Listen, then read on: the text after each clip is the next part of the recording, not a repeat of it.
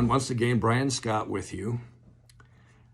Insight to End Times. We're looking at some of the things that will denote these end days we're living in, the last days, as Paul referred to in 2 Timothy chapter 3. I hope this is helping you understand where we are on God's timetable. We're getting very close to the end. Things are going to change dramatically, even as they have been changing. We're looking at the term unthankful. And one of the things that is important about that is that it comes from a Greek word, which is asinitos. Now, let's look at what the root word sinitos means. It means supreme intelligence and understanding supported by correlating evidence and facts. And it describes a person who has mature thinking, which allows him to see the big picture. In Romans chapter 1, verse 22, Paul was writing to the church in Rome, and he said this: professing themselves to be wise, they became fools. What does that really mean?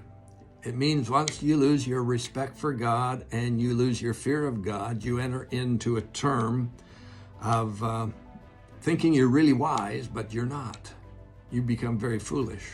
Asinutos takes the definition I just gave you about mature thinkers who can see the big picture because they have some intelligence and they are basing it upon facts and evidence that supports their position. But asinutos adds the letter A to that definition, to that word.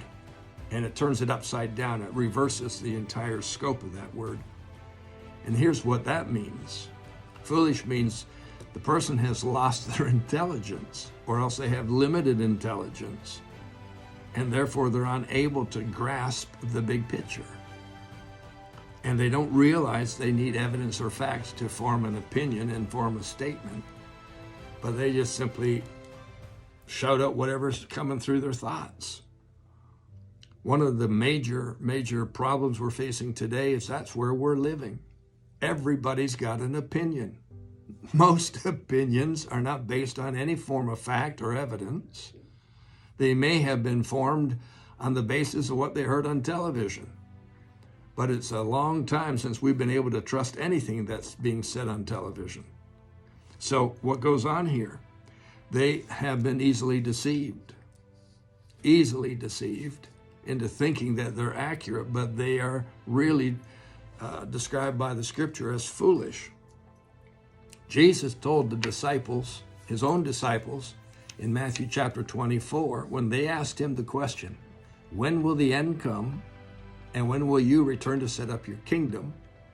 And he begins answering with this statement: be aware that you are not deceived.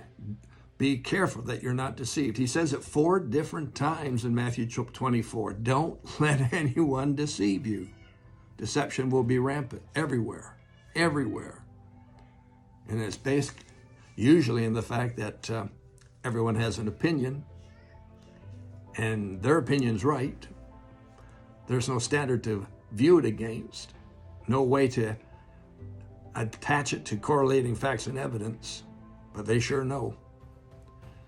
But here's the issue. They don't know what they don't know.